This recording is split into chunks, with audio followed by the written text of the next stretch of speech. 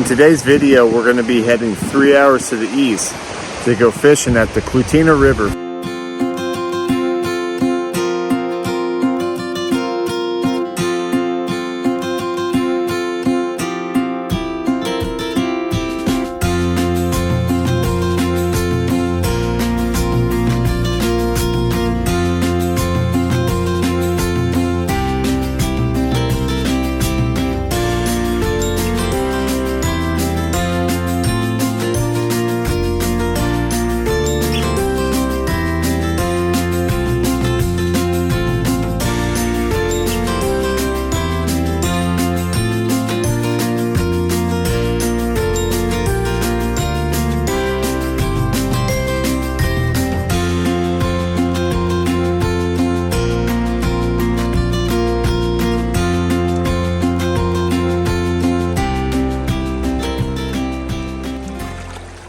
Hey guys, I'm going to take a minute to kind of explain what we're doing here.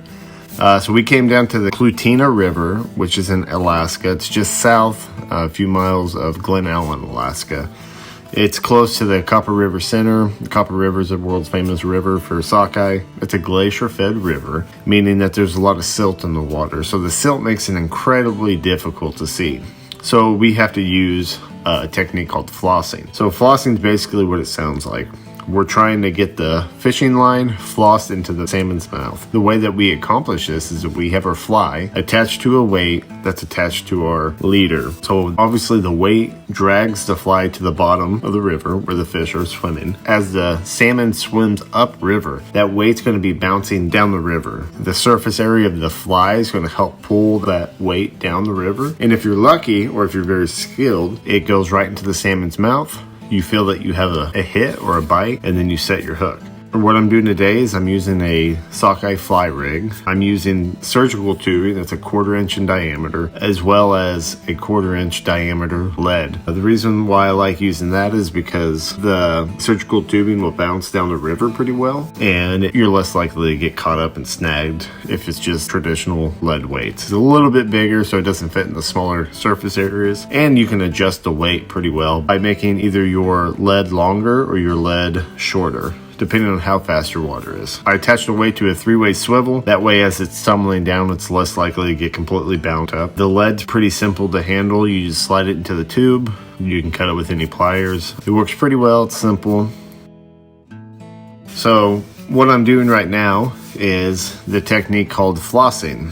It's pretty simple. There's no real skill required when it comes to flipping the fly back upriver. Generally, you just want to do it about a 45-degree angle upriver. In this part of the video, I got snagged, and it wasn't that I got snagged on another rock. There was actually someone else's leader that broke off and that was floating in the river still. I was actually able to recover them both and get some of that trash out of the water.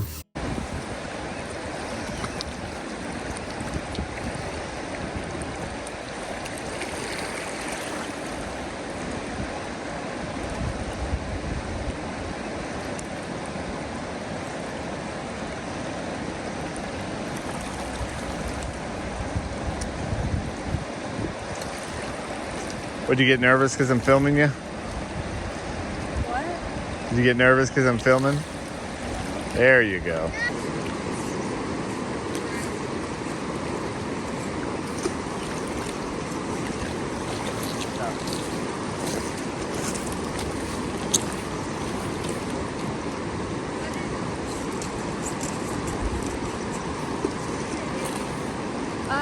Some rivers that help me in the water a lot better.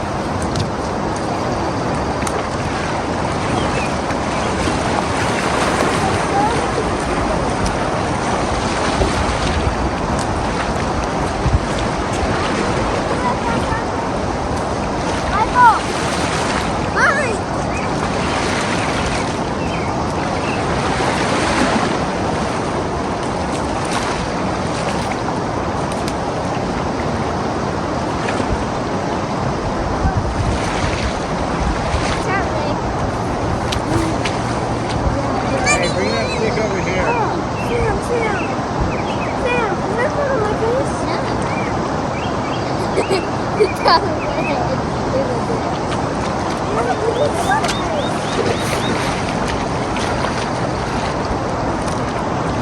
Face first.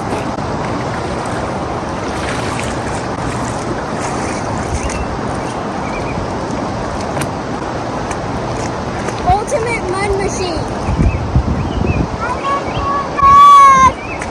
Mushy, fluffy mud. Water. Guys, when my face is close to the bottom, I don't want to.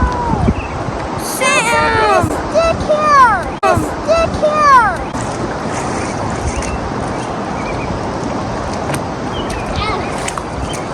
Michael's trying to get my butt.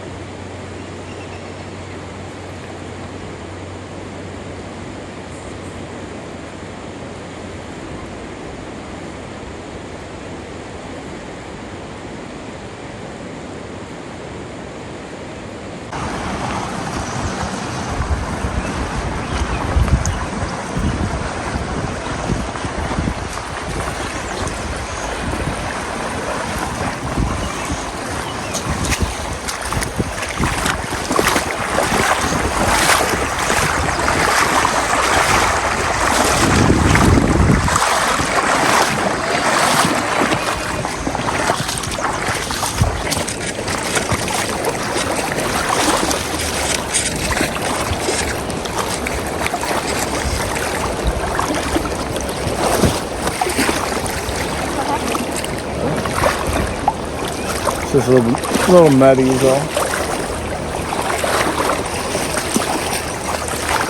Michael, take your time, okay?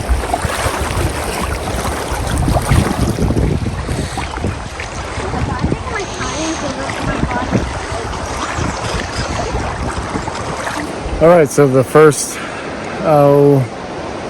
hour or so that I was here fishing, I snagged I snagged 2 reds that I wasn't able to keep, and I'm pretty sure I hooked up on a really nice king. It was pretty red, extremely large, burnt my thumb, and busted my knuckle actually with my fly reel spinning so quick. But unfortunately I wasn't able to land that. He was too big and the river was too wild. So total I probably got 5 fish hooked. Only landed 1 of them, and it was an illegal hook, so I couldn't keep it. So hopefully we have better luck into this evening.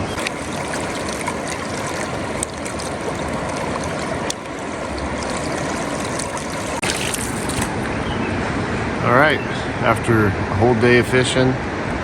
Several foul hooks or snags. Finally get a keeper right before we're about to leave. It's early this year still. The numbers are really good for the Kultina River or Kultina River. I'm not sure how to pronounce it, but they're just not up here yet. So maybe next weekend will be a better weekend. About a 4-pounder. It's going to be a great Alaskan red salmon. Thanks for watching, everybody. We hope you enjoyed this. For more like this, go ahead and like and subscribe. We'll try to put out a new video as soon as we can. Thanks.